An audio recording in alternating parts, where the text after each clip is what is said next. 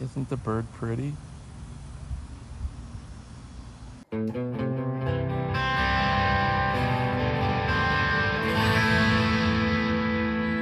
So this is the room, that little tiny bedroom we're going to turn into a tiny office. First thing is it's got popcorn ceiling. That's got to go. That stuff is horrible. So I'm soaking it with water, not horribly soaking it, but getting it wet with a water pump sprayer, letting it sit for 15 or 20 minutes. And then I fashioned a scraper handle from one of the big box stores onto a short broom handle. And it worked pretty slick. Watch how this stuff comes off. Get under it just right. You don't want to dig into the plasterboard. You want to keep the drywall nice and smooth. Just the right amount of wet. Of course, plastic everywhere because the stuff is an obnoxious First. That's the trick. Work it all off. And then I used joint compounder to put a real heavy finish, skip trowel finish on the ceiling. And of course you see that. I had more footage of all this stuff, but see, that's what it looked like when it was over. Try to make it look old-timey, and we're just going to take this room and try to make it rustic. So I put this laminate floor down. It was a closeout because the room's only 11 by 11. And it's just going to be a little office. And I put that down in a day. It just snaps together. And these are furring strips I put on the wall because I want to put real authentic 100-year-old Wisconsin barn board vertically from the floor up to the top of those furring strips, or strapping boards, whichever your terminology likes. See, that's how the barn board's going to go on. And then I've just got wires pulled to where I want to drop in all the outlet boxes. I kind of pre-wired that all between.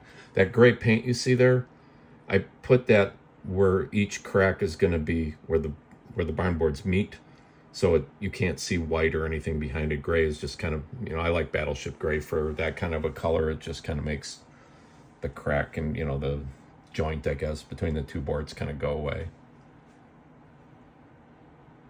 I'm going to use as little trim as possible on this, and the trim that I do use I'm going to make out of barn board.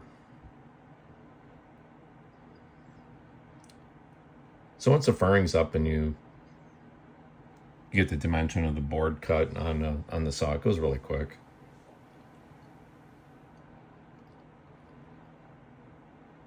And my sister, she just loves the whole rustic Wisconsin thing. So this is actually in the little house in Florida.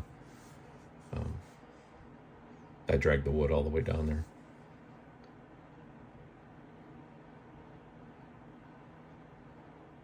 So you can see the little outlines of where the boxes are going to go. I've got them drawn in with Sharpie. And I just use one of those multi-tools to plunge in and just plunge cut it and put my boxes in from there. And then from there up, it's going to be a pallet wood kind of look going up to the ceiling from there, with some those brick panels that you can buy at Home Depot that are going to go in the spots in between.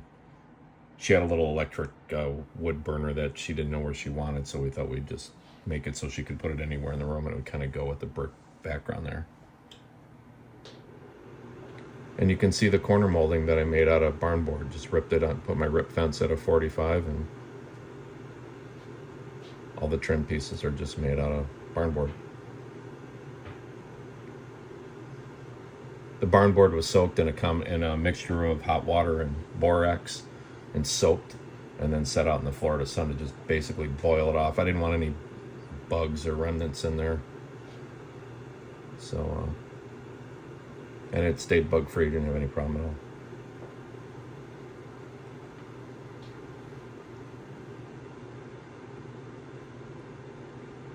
So tons of outlets. It's just an office, me running printer and charging up her phone and having her computer plugged in.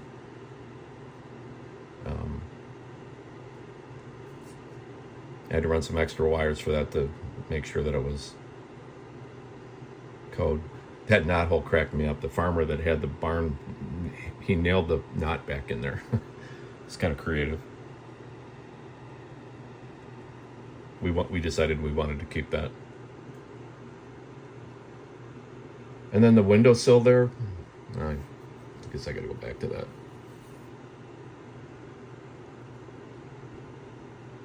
Anyway, the windowsill was a leaf from a maple table that I've gotten in my auction hunts. The same with the barn board. That light there is an auction find. It's an antique that I cleaned up and wire wheeled and just repainted it, rewired it.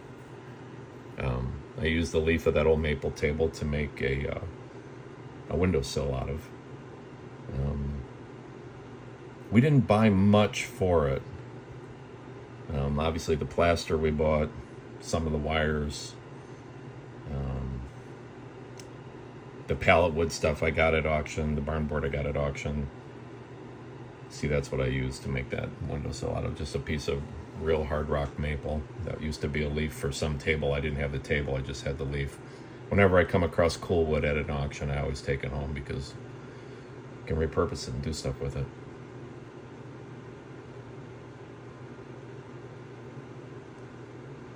So then the light, I'm not sure about the age. There was a crack in the globe, but I managed to find another globe. The globe is actually more modern.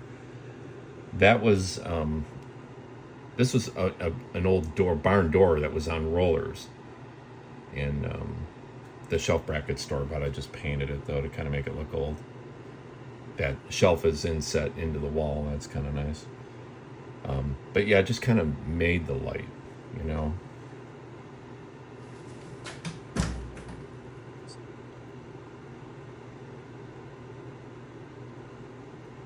And then this light,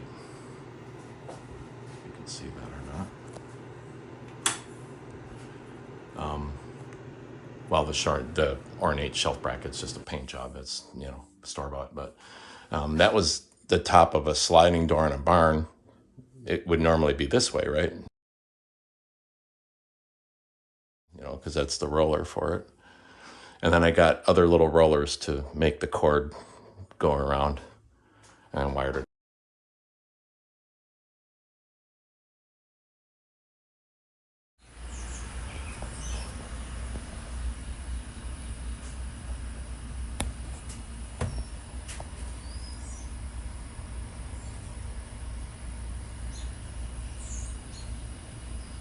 That is a big ass spitter. Oof.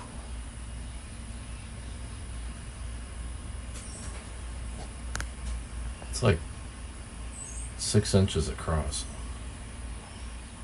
Tip of the front leg, tip of the back leg. Freaky.